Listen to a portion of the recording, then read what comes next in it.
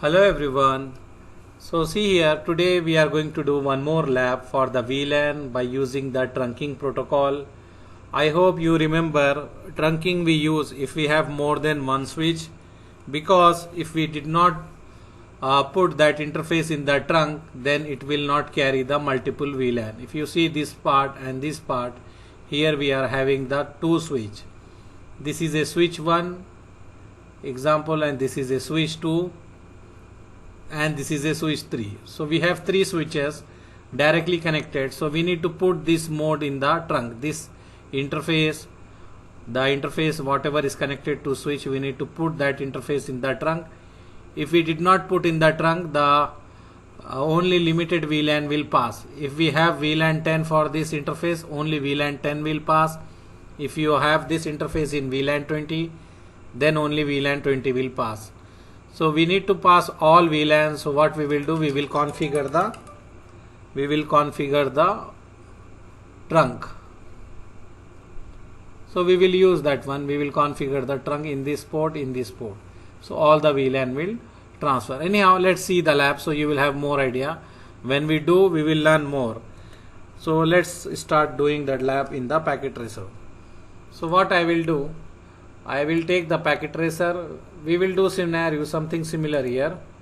Here what we have, this is a question. We have question here, like let's see what is mentioned in this one. In this scenario, we have the VLAN 10 as a sales and the IP address is 192.168.10.0 and VLAN 20 as a accountant and the IP address is 20.0 and we have VLAN 30 guest IP address is 192.168.30.0. We have this three IP, separate IP for separate VLAN. We can use this one or we can use whatever we want. Whatever I put the configuration here in this one, we use this IP and this is a VLAN.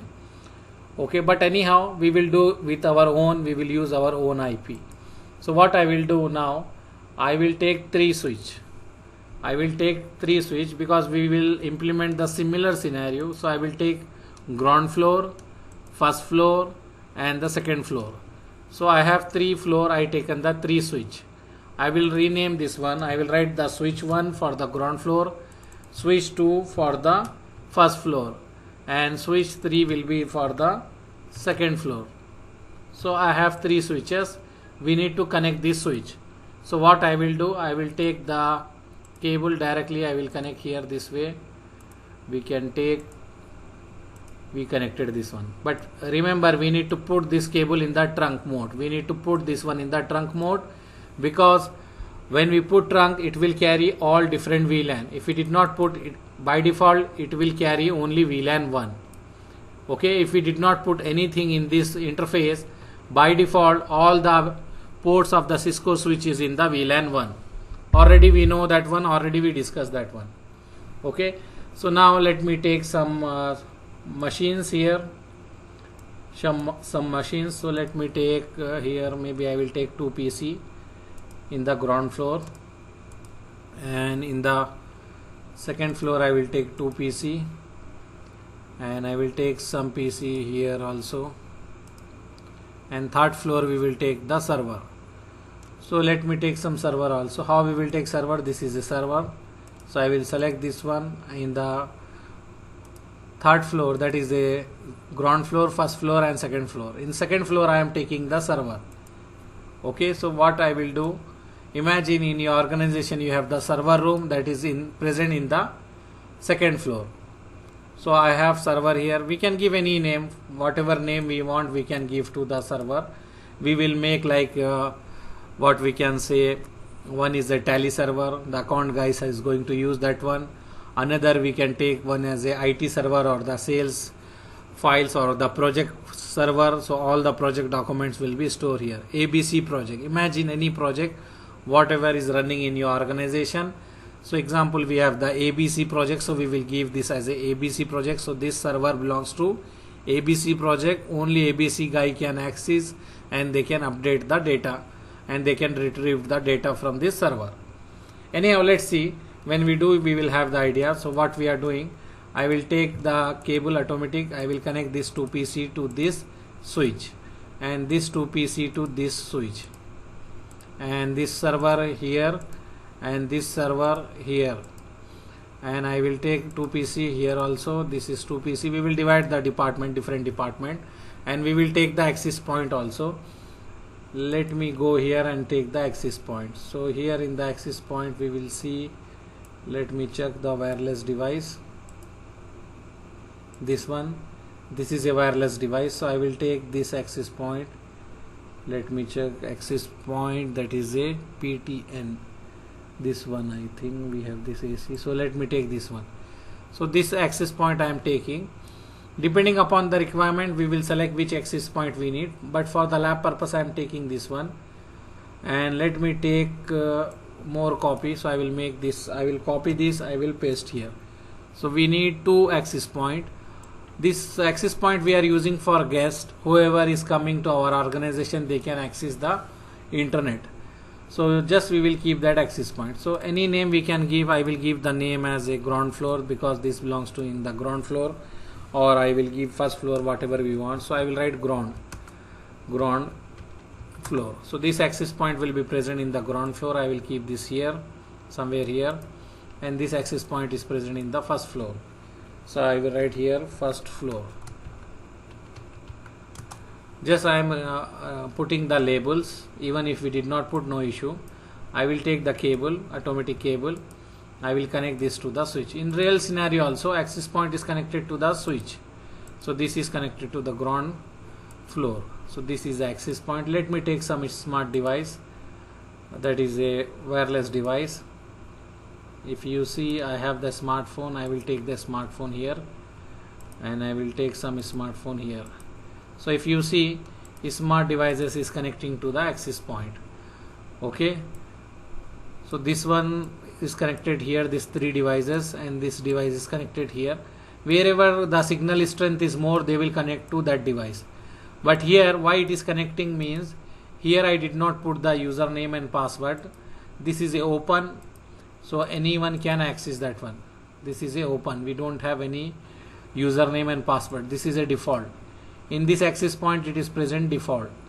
Don't worry, when we do the wireless, we are going to look how we can put the password, how we can change the password, all that one. But just for the VLAN lab, I am explaining we are using the access point. This is access point PTN, this model we are using, and we are using the smart devices, that is a smartphone, to use the access point.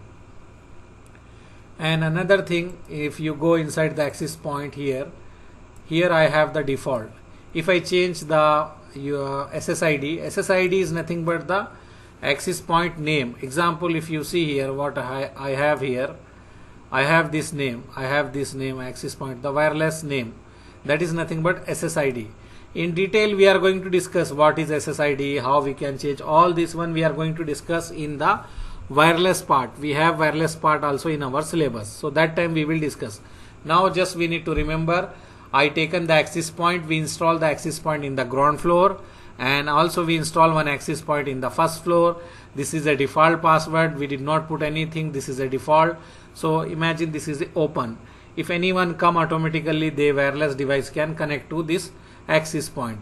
Okay, because if you see here, if you go in the, let me take configuration, and if you go wireless 0, here if you see SSID is written as a default and password is disabled here.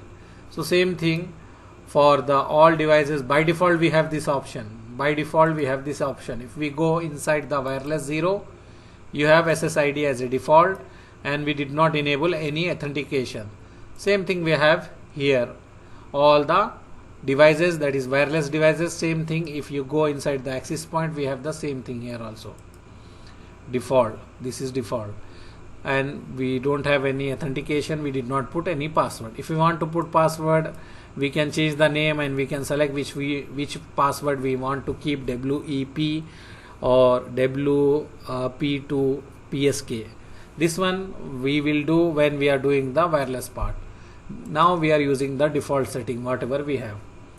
So now in this lab, actually we have the 3 departments. We need to remember, if we see here, in this one we have the 3 departments. We have sales, account and guest. So we need to create the 3 VLAN. and VLAN 10 we will use for the sales, and VLAN 20 we will use for the account, VLAN 30 we will use for the guest. Guest means anyone is coming in your organization for meeting someone or any guys, he can access the guest VLAN, and we will allow guest VLAN to access only internet. He cannot access the internal server, so he can access only the internet. He can browse the or use the WhatsApp or Facebook, Twitter, whatever he want, he can use only that one. So what we are doing here, so let's divide here. Let me highlight or let me mark some color, so we can say this belongs to VLAN 10 or VLAN 20 or something like that. So I will take this green color, I will highlight the green color. We will say this green color is nothing but which VLAN. Let me take here, I will say sales VLAN. Okay, so wherever I put the green color, that belongs to sales VLAN. I will put label also.